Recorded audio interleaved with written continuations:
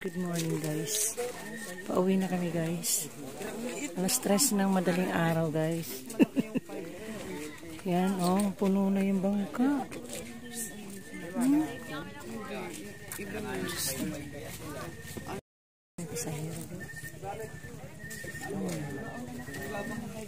So yan, niliwaliwanag na guys.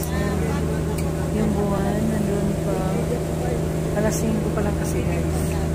Maliwanag na ito.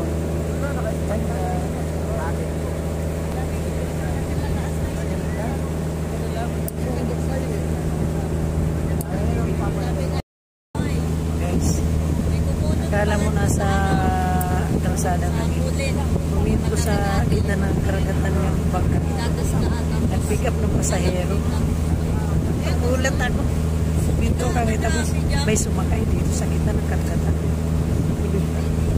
Only in the Philippines.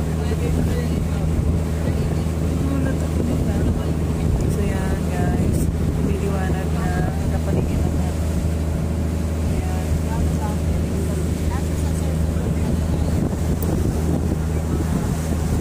Pasensyahan mo na yung tsura natin. Sinasabang na kami sa Libya. Katabi ng Tamban Port, yaling barangay yung mga.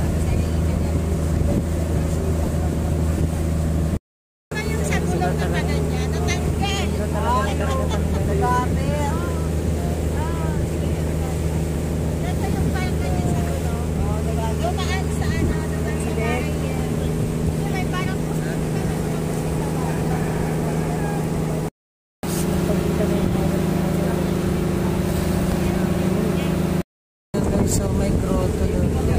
Malayo yan dito sa sinasakyan.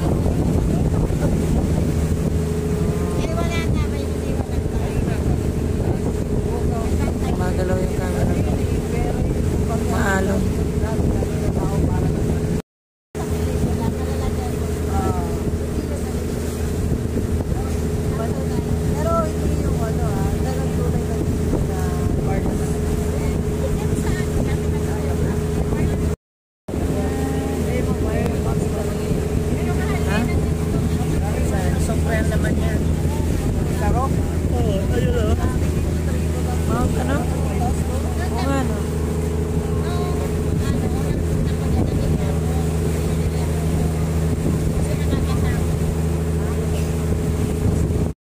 Guys, dito kami ngayon sa may barangay ng Tamban Port.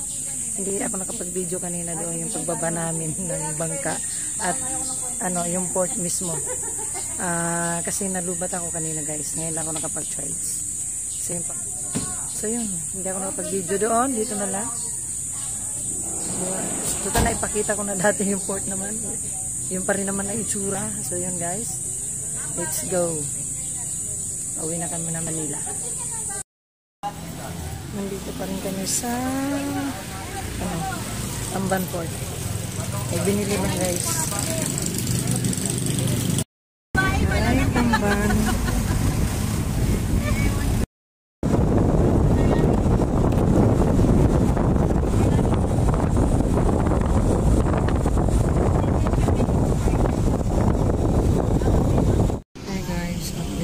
Nasa Naga na tayo. Pababa dito yung dalawang kapatid ni Felix. Na sila. Ibili ka dyan? Oo. Ibili din ako. Ilan? Ano te? 5.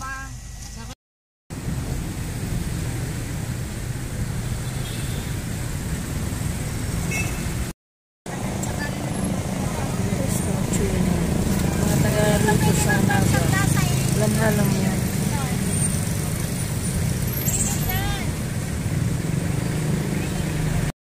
Guys, nasa Naga pa rin kami. Magpapa-change oil muna kami dito sa talyer na to. Ang ban namin. By Naga. So guys, nandito na tayo sa bandang Quezon Province. Kakain muna kami saglit dito guys. Yan, ito yung lugar. Dito kami huminto. So let's go guys. Dito na pili nila.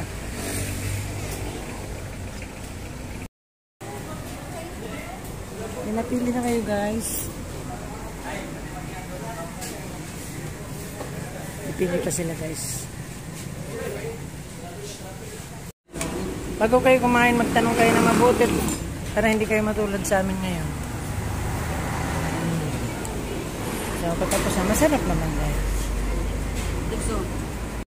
Ayan, kumakain na kami.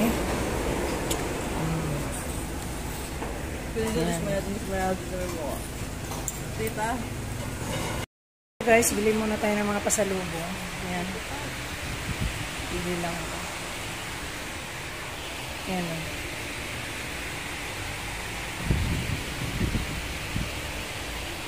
Ito. Pilipit.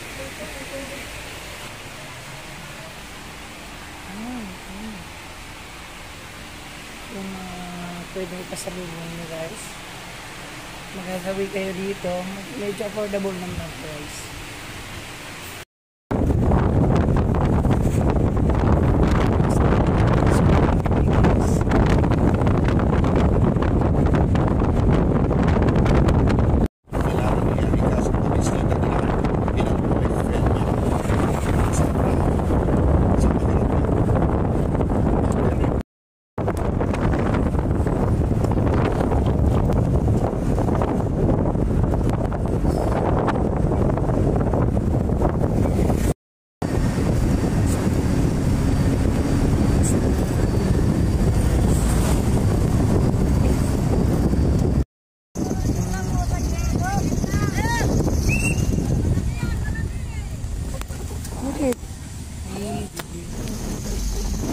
Oh, may paahon.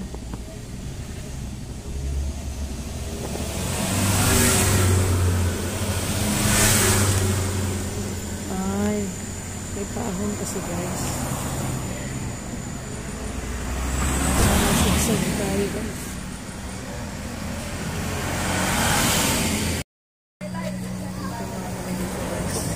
Lalagpas lang namin sa sigsag. Tingin-tingin. Meron din dito guys.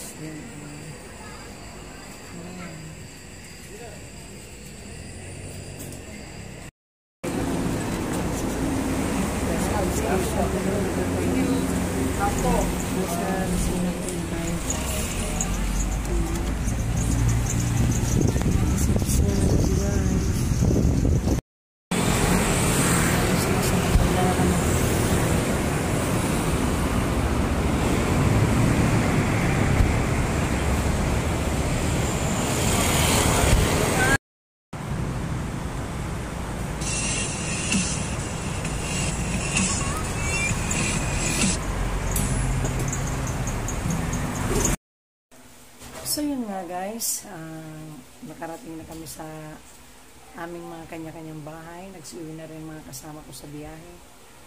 So yun, salamat sa Diyos at nakarating kami ng Camarines Sur at nakabalik kami dito sa Maynila na walang anuman naging aberya. Salamat Lord sa paggabay nyo sa biyahe namin, pag-iingat nyo sa amin lahat. At kami lahat naging masaya nung pumunta kami doon sa lugar na yun. Napakaganda ng Camarines Sur guys. Hindi ka magsasawang balik-balikan ang lugar na yun. Actually, ako pangalawang beses ko na pumunta doon. Una to 2022 at ngayon ulit ngayon 2025. So yun. So sana makabalik ulit kami doon at kung ipapahintulot ni Lord kung kailan kayo magkakabalik doon. Siya naman ang nakakaalam ng lahat.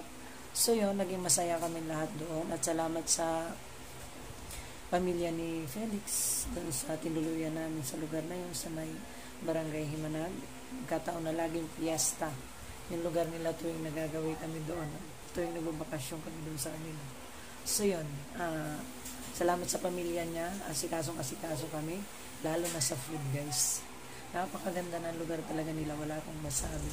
Kaya kung may pagkakataon lang, gusto kong bumalik ulit doon guys. Actually, marami pa kaming hindi napuntahan. Yung may dalawa doon na napuntahan namin noong 2022, hindi namin nabalikan yun, yung dalawang lugar na yun. So, sana susunod.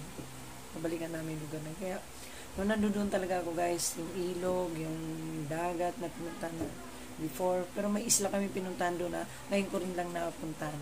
Parang yun ang kapalit sa mga isla hindi namin pinuntahan. Ganun. So, ang ganda ng ang ganda ng islang yun na walang katao-tao. Kami lang ang pumunta talaga doon. Makikita nyo yung sa unang in-upload ko, yung si Banban Beach. Kung naanin nyo sa mga subscriber ko dyan, alam nila yan kasi napanood nyo yun. Ang ganda ng isla, di ba guys? So yun, dito ko na yan ang vlog ko for today. At isa lang naging problema ko sa biyahe namin kasi di ba gabi kami dumaan doon sa Atimunan. Atimunan sa may Quezon Province na yun. Diba? So alam yan ang mga dumadaan doon. Kasi gabi nga, siyempre madilim. So medyo nakakakaba dumaan doon. Pero nung lumagpas na doon, smooth na lahat. So yun, ingat tayong lahat pag dumadaan doon guys. Alam na ng mga nagbibiyahe yan. Ano ibig kong sabihin. So, yun, sa mga subscriber ko dyan na nandyan pa rin. Maraming salamat po sa inyo guys. At yung mga hindi pa nagsasubscribe sa YouTube channel ko, please subscribe na YouTube channels guys. Supportahan nyo naman na yung Queen Ina sa kanyang mga pinagagawa. Ayun. So yun lang guys, palagi natin tandaan na tayong lahat ay dumadaan lang sa mundo nito. So mag-iwan tayo ng magandang bakas sa mundo nito, sa pagdaan natin. So yun lang guys. Bye! Be good, be kind, alagaan at mahalin natin ang ating kalikasan. Bye!